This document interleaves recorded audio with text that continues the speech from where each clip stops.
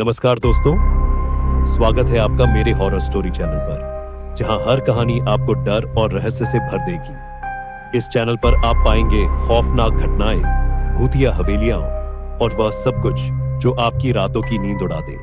हम हर दिन आपको सुनाएंगे कुछ ऐसी डरावनी और थ्रिलिंग कहानियां जो आपके रोंगटे खड़े कर देंगी। अगर आप भी रहस्यमयी, भूतिया और दिल दहला देने वाली कहानियों के शौकीन हैं, तो ये चैनल सिर्फ आपके लिए है। तो जुड़े रहिए हमारे साथ और तैयार हो जाइए एक नई डरावनी यात्रा पर निकलने के लिए। डर का मजा ले, लेकिन याद रखें, यह सिर्फ एक कहानी है या फिर शायद नहीं। चलिए अब डर का सफर शुरू करते हैं। यह कहानी एक छोटे से शहर के एक शांत से मोहल्ले की है, जहां सब लोग एक दूसरे को अच्छी तरह से जानते थे। रविवार का दिन था और मोहल्ले के लोग आराम से अपने घरों में थे, लेकिन एक घर में आज कुछ अलग था। वह घर था राजीव और माया का, जो नए नए इस मोहल्ले में शिफ्ट हुए थे।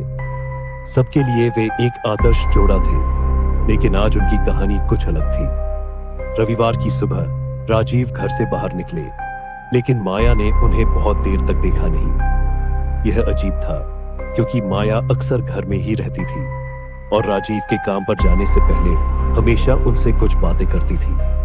वह शांत चुप्पी कुछ तो छिपा रही थी। जब माया को राजीव के नहीं आने का एहसास हुआ, तो उसने फोन किया, लेकिन राजीव ने फोन नहीं उठाया। माया की चिंता बढ़ने लगी। वह कुछ समझ पाती, इससे पहले ही उसके फोन की घंटी बजी। यह कॉल एक अजनबी का था। कॉल करने वाले ने कहा, आपके पति राजीव को हम जानते हैं। अगर आप उन्हें सही सलामत देखना चाहती हैं, तो हमारे दिए गए निर्देशों का पालन करें। माया के हाथों से फोन गिर गया। माया घबराई हुई थी, लेकिन उसने फिर से कॉल किया, लेकिन फोन व्यस्त था। इस बीच मोहल्ले के एक पड़ोसी ने देखा कि राजीव की कार घर के पास खड़ी थी, लेकिन राजीव खुद कहीं नजर नहीं आ रहे थे। माया ने पड़ोसी से पूछा, लेकिन वह भी नहीं जानता था कि राजीव कहाँ है। अब माया के मन में डर और चिंता दोनों थे। वह तेजी से बाहर निकली और राजीव की कार के पास जाकर देखा कि कार की डिग्गी खुली हुई थी। जैसे ही उसने डिग्गी खोला, माया का दिल रुक सा गया। अंदर राजीव का मोबाइल पड़ा था और उस पर एक मैसेज था, अब तुमसे खेल शुरू होगा। माया को समझ में नहीं आ रहा था कि यह सब क्या हो रहा था। एक तरफ उसके पति की गुमशुदगी और दूसरी तरफ यह रहस्यमयी संदेश। अब माया के सामने एक ही सवाल था, क्या राजीव अब भी जिंदा है या ये किसी की चाल है?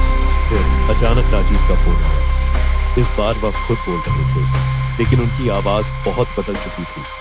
माया, तुमने जो भी किया वह तुम्हारे लिए ठीक नहीं होगा। तुमने हमारे राज्य को खोला है और अब इसके परिणाम भुगतने होंगे। आवाज में अजीब सा डर और गुस्सा था। माया का दिल तेजी से धड़कने लगा। वह समझ गई कि यह सब किसी साजिश का हिस्सा था। वह हिम्मत जुटाकर पुलिस के पास गई और साथ ही वह सच्चाई के तलाश में निकल पड़ी। आखिरकार माया को पता चला कि यह एक संगठित गिरोह था, जिसने राजीव को पकड़ रखा था। वह एक खतरनाक खेल का हिस्सा था, जिसमें उसका नाम भी शामिल था। पुलिस ने गिरोह का भंडाफोड़ किया और राजीव को बचाया, लेकिन सबसे बड़ा सस्पेंस यह था कि राजीव इस खेल में कब से शामिल थे और माया को इस सब की भनक क्यों नहीं लगी।